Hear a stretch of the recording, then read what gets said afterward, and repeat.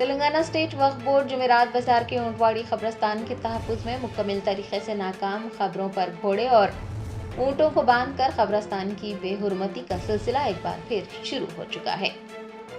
اسلام میں قبور کا ادب و احترام مسلمانوں کے لیے لازم ہے۔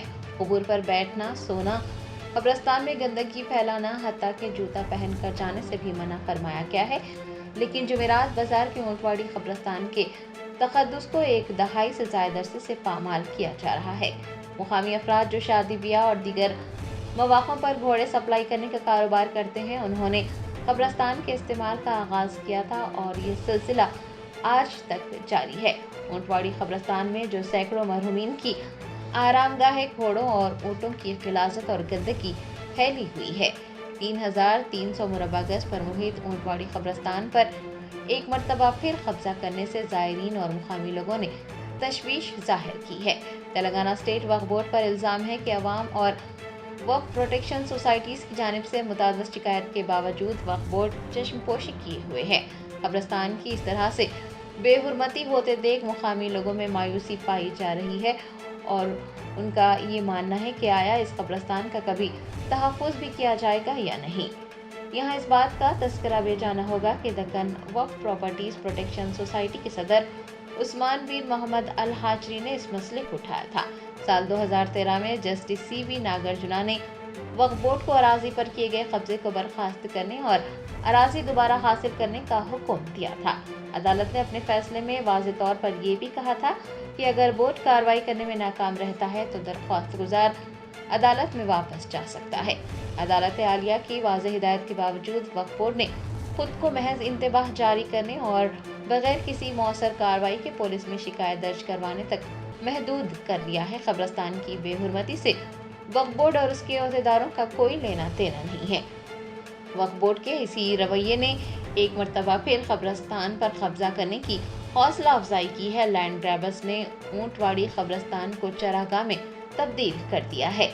سال 2017 میں وقف بورڈ کے سابق صدر نشین محمد سلیم نے پولیس عہدیداروں کے ساتھ مذکورہ قبرستان کا دورہ کرتے ہوئے جانوروں کو وہاں سے نکالا تھا اور قبرستان کی بے حرمتی کو ختم کیا تھا۔ سال 2019 میں بھی جب قبرستان پر دوبارہ قبضہ کیا گیا تو انہوں نے اونٹوں اور گھوڑوں کو دوسرے مقام پر منتقل کروایا۔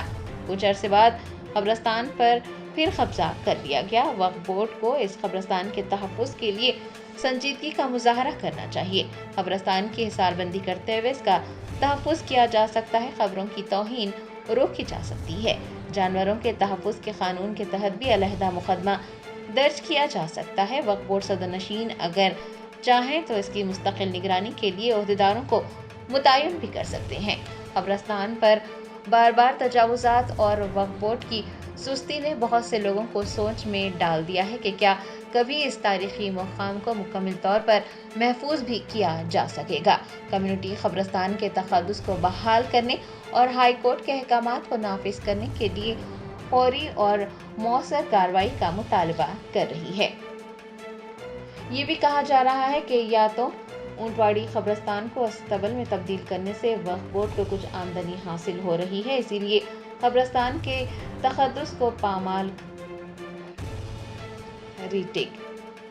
ایسا بھی سمجھا جا رہا ہے کہ یا تو وقف بورڈ کو قبرستان کے تقدس کے ساتھ سمجھوتا کرنے پر کچھ آمدنی موصول ہو رہی ہے اور کچھ رقم کے لیے قبور کی بے حرمتی کی اجازت دی جا رہی ہے۔ توقع ہے کہ ایک فون کال پر عوام کے درمیان پہنچنے والے عوامی نمائندے حرکت میں آئیں گے، قبور کی بے حرمتی روکیں گے، وقف بورڈ کو جھنجھوڑ کر نیند سے بیدار کریں گے۔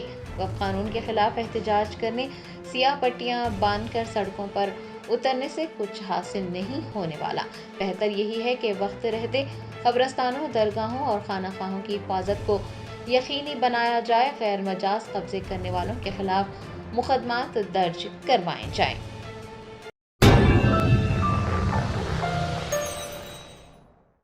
جرمنٹن super speciality hospital national award winner doctor Mir Jawad Zar Khan German trained senior orthopaedic surgeon and director, माहिर डॉक्टर्स डॉक्टर वासिफ आजम और डॉक्टर भारवी चंदूरी, सीनियर कार्डियोलॉजिस्ट और दीगर डॉक्टर्स नुमाया खिदमत अंजाम दे रहे हैं। Robotic surgery, advance cath lab, MRI, operation theatre, ICU, 2D ultrasound जैसी सहूलियात से आरास्ता कॉर्पोरेट लेवल हॉस्पिटल। वाजबी फीस में हर मर्ज से शिफायाबी के लिए German 10 super speciality hospital, Attapur,